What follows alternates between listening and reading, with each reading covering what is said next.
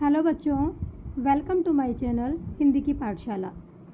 आज हम पढ़ेंगे क्लास 9 का चैप्टर वाक, जिसकी कवित्री है ललित। अब सबसे पहले हम ये देखेंगे कि वाक क्या है। ललित की काव्य शैली को वाक कहा जाता है, अर्थात जो उनकी रचना है पद्य भाग है उसे वाक कहा जाता है। जिस तरह हिंदी में कबीर के दोहे, मीरा के पद, तुलसी की चौपाई और रसकान के सवैये प्रसिद्ध है, उसी तरह ललित के वाक प्रसिद्ध है। अपने वाकों के जरिए उन्होंने जाति और धर्म की संकीर्णताओं अर्थात निम्न भावनाओं से ऊपर उठकर भक्ति के ऐसे रास्ते पर चलने पर जोर दिया जिसका जुड़ाव जीवन से हो। उन्होंने धार्मिक आडंबरों का विरोध किया। आडंबरों का अर्थ है बाहरी दिखावों का, और प्रेम को सबसे बड़ा मूल्य बताया। यहाँ ललित ने 4 वाकों का हिंदी अनुवाद प्रस्तुत किया जा रहा है,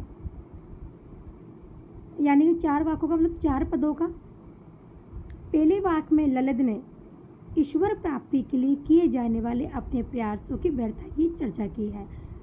मतलब यहाँ पर कवित्री कहती है कि मैंने बहुत प्रयास किए ईश्वर को प्राप्त करने की, लेकिन ईश्वर की प्राप्ति नहीं हो पाई, मेरे सारे प्रयास व्यर्थ जा रहे हैं। दूसरे में बाह्य आडंबरों यानी बाहरी दिखावों का विरोध करते हुए ये कहा गया है कि अंतःकरण से, अंतःकरण का अर्थ होता है मन, से संभावी होने पर, संभावी का अर्थ है इंद्रिय की भोग व त्याग की समानता की स्थिति, यानी इंद्रियों से हम ज़्यादा त्याग भी नहीं करें और ज़्यादा भोग भी ना करें, होने पर ही मनुष्य की चेतना व्यापक हो सकती है। दूसरे शब्दों में इस मायाजाल में कम से कम लिप्त होना चाहिए। तीसरे वाक में कवित्री के आत्मलोचन की अभिव्यक्ति की है। वे अनुभव करती है कि भवसागर से पार जाने के लिए सत्कर्म ही सहायक होते हैं। मतलब कवित्री ने तीसरे में ये कहा है कि मनुष्य को इस संसार रूपी सागर से पार होने के लिए पुण्य कर्म इकट्ठे होने चाहिए। पुण्य कर्म के बिना ईश्वर की प्राप्ति नहीं हो सकती। भेदभाव का विरोध और विश्व की सर्वव्यापकता अर्थात सब जगह स्थित होना का बहुत चौथे वाक में है। ललित ने आत्मज्ञान को ही सच्चा ज्ञान माना है और प्रस्तुत वाकों का अनुवाद मीरा कांत ने किया। जो ललित का वाक है उसका जो अनुवाद है वो किया है मीरा कांत ने। चैप्टर को शुरू करने से पहले हम इसके शब्दार्थ देखते हैं। सबसे पहले है वाक। वाक जिसका अर्थ होता है वाणी। सबसे पहले हम ये शब्दार्थ के माध्यम से देखेंगे कि वाक का अर्थ क्या है। वाणी शब्द या कथन, ये 4 पंक्तियों में बद्ध कश्मीरी शैली की गेय रचना है। गेय रचना का मतलब गाने वाली, गीत है। कच्चे सकोरे, कच्चे सकोरे का मतलब है स्वाभाविक रूप से कमजोर। यहाँ पर पाठ में जो कच्चा सकोरा है वो जीवन को कहा गया है, क्योंकि वो कभी भी समाप्त हो सकता है। रस्सी कच्चे धागे की, कमजोर और नाशवान भी जीवन को कहा गया है। नाव, जीवन रूपी नाव। सम, अंतःकरण तथा बाह्य इंद्रियों का निग्रह। संभावी, समानता की भावना। खुलेगी साकल बंद द्वार की, मन मुक्त होना, अर्थात यहाँ पे खुलेगी साकल बंद द्वार की अर्थ है परमात्मा की कुंडी खुलना, अर्थात परमात्मा की प्राप्ति होना। गई न सीधी राह, जीवन में सांसारिक छल छदमों के रास्ते पर छल कपट, छल छदम का मतलब है छल कपट के रास्ते पर चलना। सुषम सेतु, सुषमना नाड़ी रूपी पुल।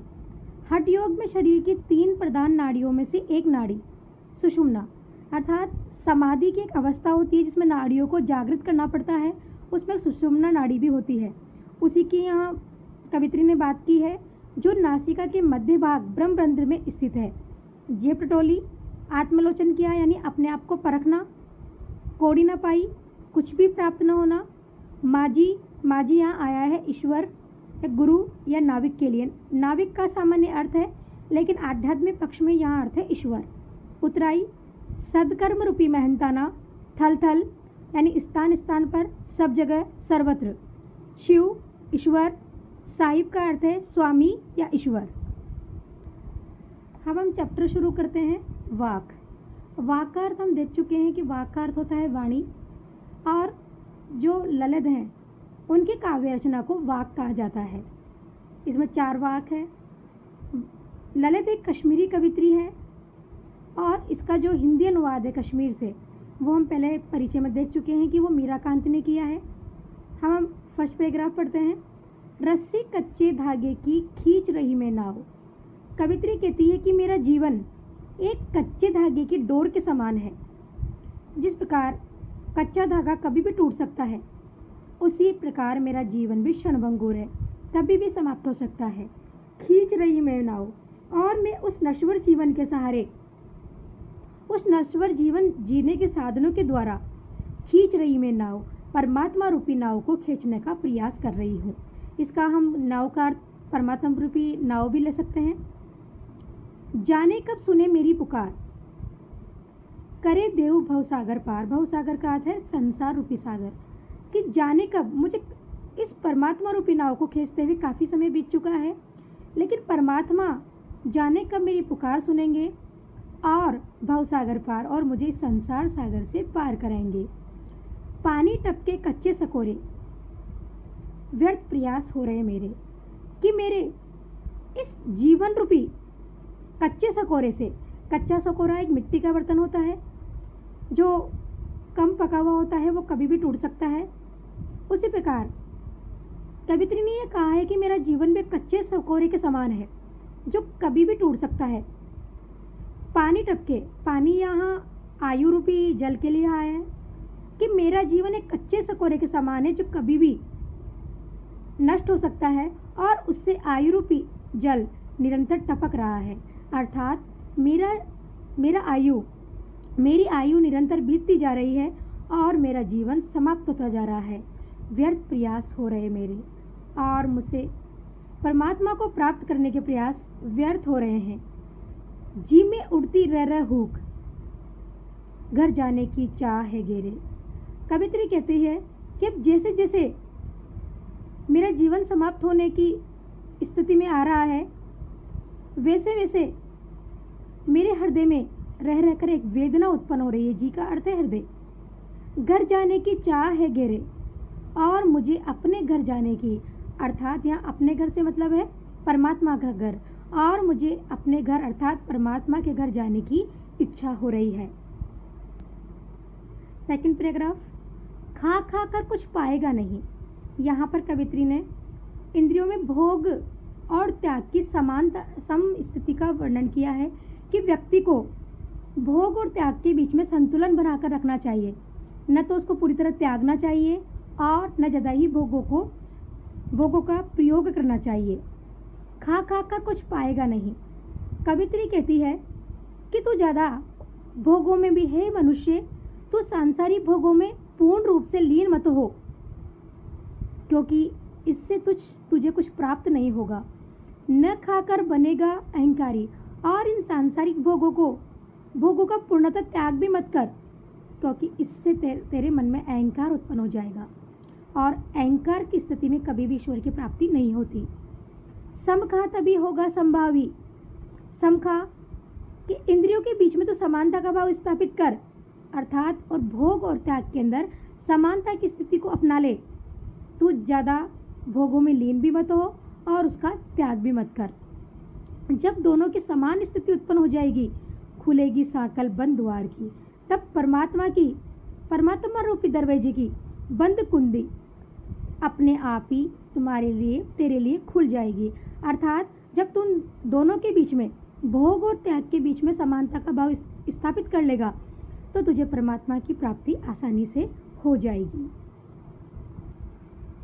तीसरे पैराग्राफ में कवित्री ने बताया है कि परमात्मा की प्राप्ति के लिए किसी कठिन तपस्या की आवश्यकता नहीं होती, बल्कि पुण्य कर्म प्राप्त करने होते हैं। अगर पुण्य कर्म जीवन में प्राप्त कर लिए तो ईश्वर की प्राप्ति आसानी से हो जाती है। आई सीधी राह से गई न सीधी राह। राह का अर्थ है रास्ता। कवित्री कहती है कि मैंने ईश्वर को प्राप्त करने के लिए सीधे रास्ते से नहीं आई और नहीं सीधे रास्ते से गई, अर्थात मैंने परमात्मा को प्राप्त करने के लिए सीधा रास्ता अपनाया, प्रेम की भक्ति रूपी सीधा रास्ता नहीं अपनाया। सुषुम सेतु पर खड़ी थी बीत गया दिन आहा, कि मैंने कठिन तपस्या करने के लिए सुषुप्ना रूपी नागरिक को जागृत करने के लिए उस कठिन तपस्या में फंस गई और उसके पुल पर आकर खड़ी हो गई। और जब यहाँ पर सुषुम्ना एक नाड़ी होती है जो समाधि की अवस्था हठ योग साधना होती है, हठ योग साधना में कई नाड़ियों को जागृत करना पड़ता है, जिसमें एक सुषुम्ना नाड़ी भी होती है जिसको जागृत करने की अवस्था होती है। तो कवित्री कहती है कि मैंने सुषुम्ना नाड़ी को जागृत करने का बहुत प्रयास किया, लेकिन वो उसको जागृत नहीं कर पाई। बीत गया दिन आहा, और मेरा सारा जीवन ही, यहाँ पर दिन से अर्थ है जीवन, और मेरा सुषुम्ना नाड़ी को जागृत करने में सारा जीवन ही समाप्त हो गया। जेब टोली कोड़ी न पाई कि जब मेरा अंतिम समय आया, अर्थात जब मैं परमात्मा के घर जाने का मेरा बुलावा आने का समय आया, जेब टोली तो मैंने अपना आत्मलोचन किया, अर्थात मैंने अपने आप को परखा। कोड़ी ना पाई, माजी को क्या दो उतराई। उतराई का अर्थ है पुण्य कर्म, माजी का अर्थ है ईश्वर, कोड़ी यानी सद्गुण। कि जब मैंने अपने आप को परखा तो मेरे पास पुण्य कर्म या सद्गुण रूपी जरासी भी पूंजी, सद्गुण रूपी पूंजी में एकत्र भी नहीं कर पाई थी।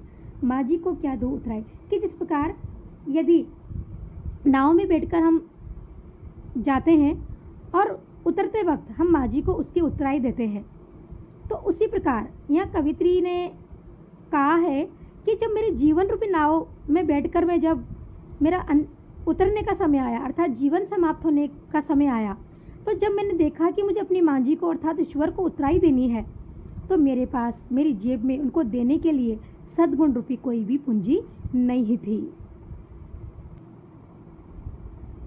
फोर्थ पैराग्राफ में कवित्री ने ईश्वर की सर्वव्यापकता का, अर्थात जो ईश्वर है वो सभी जगह विद्यमान है, उसका वर्णन किया है।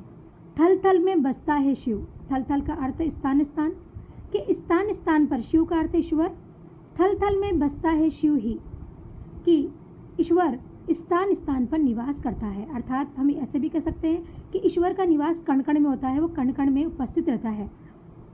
भेद न कर क्या हिंदू मुसलमान, इसलिए कवित्री कहती है कि इसलिए हमें हिंदू और मुसलमान में भेद नहीं करना चाहिए, क्योंकि सभी में एक ही समान ईश्वर का निवास होता है।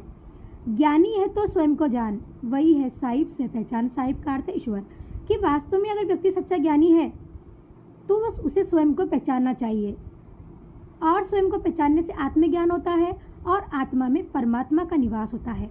इसलिए कवित्री ने कहा है कि जो अपने आप को पहचान लेता है वो ईश्वर को जान लेता है, और वही सच्चा ज्ञानी होता है, वही है साहिब से पहचान। और जो आत्मज्ञान कर लेता है, अर्थात आत्मा में स्थित परमात्मा को पहचान लेता है, वही है साहिब की पहचान, कि वही ईश्वर की पहचान होती है, अर्थात वही व्यक्ति ईश्वर को प्राप्त कर सकता है। Thank you.